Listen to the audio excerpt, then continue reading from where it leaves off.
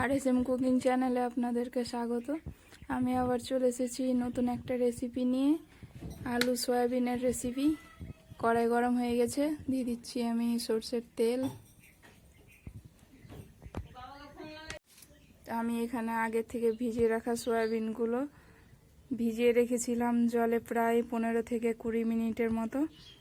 এই সয়াবিনগুলো আমি দিয়ে দিচ্ছি গরম তেলে।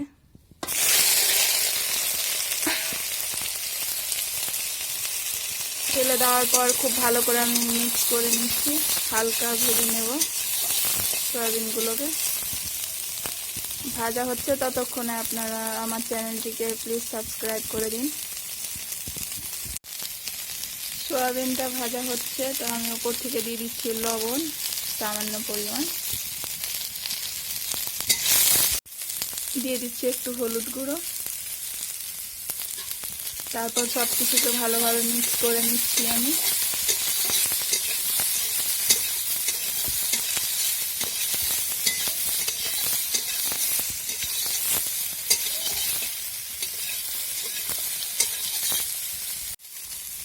সয়াবিনগুলো ভাজা হয়ে গেছে, এরপর আমি তুলে নিচ্ছি। সয়াবিন ভাজা হয়ে গেছে, তারপর তুলে নিয়েছি।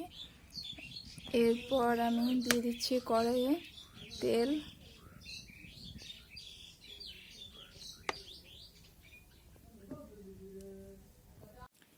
এরপর আমি দিয়ে দিচ্ছি পেঁয়াজ কুচি।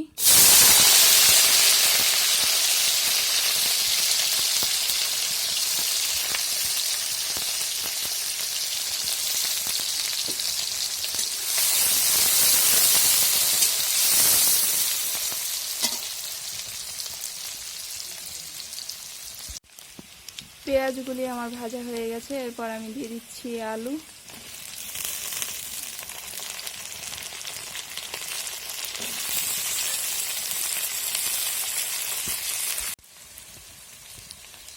আলু ভাজা হচ্ছে, তো আমি দিয়ে দিচ্ছি পরিমাণ মতো লবণ।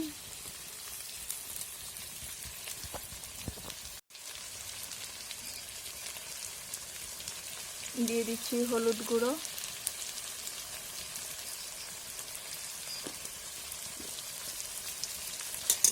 সব কিছুকে ভালোভাবে মিক্স করে নিচ্ছি।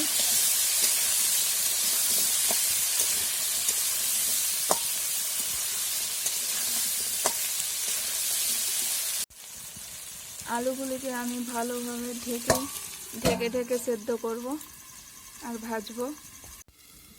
মাঝে মাঝে ঢাকা খুললে দেখে নিতে হবে আলুগুলো ঠিকঠাক ভাজা হচ্ছে কিনা।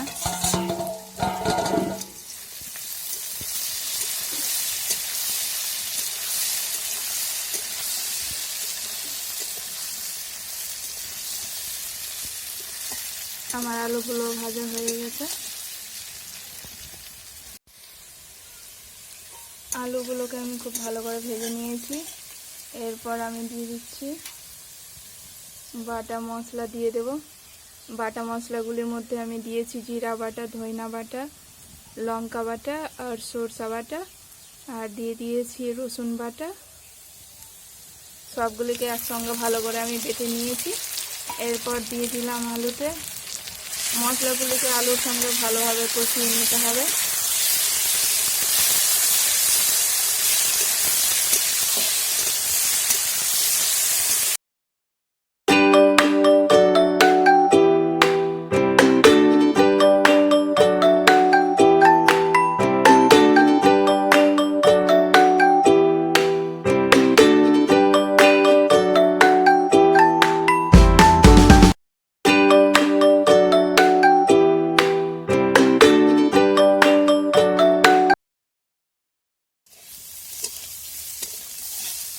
ভাজতে ভাজতে দেখুন আলুগুলো কি সুন্দর সেদ্ধ হয়ে গেছে।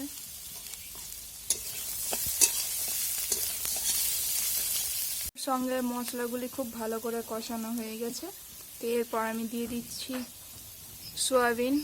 ভেজে রাখা সয়াবিনগুলো আমি দিয়ে দিলাম। এরপর নাড়িয়ে সব কিছুকে আমি মিক্স করে নিচ্ছি।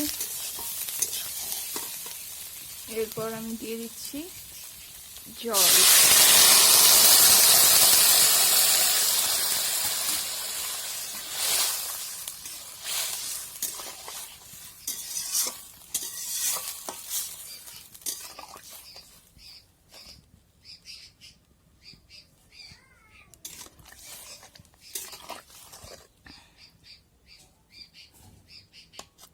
জল দেওয়া হয়ে গেছে।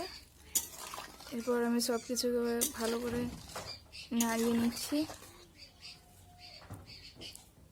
এরপর ঝোলটা ফুটে গেলেই আমার রান্নাটা কমপ্লিট হয়ে যাবে।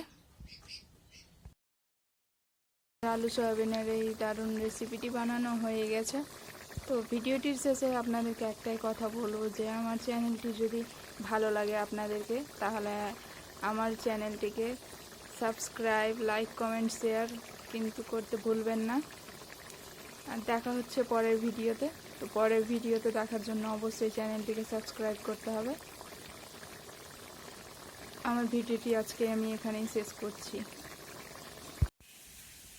আলু সয়াবিনের রেসিপিটি বানানোর পর দেখুন কত সুন্দর হয়েছে দেখতে।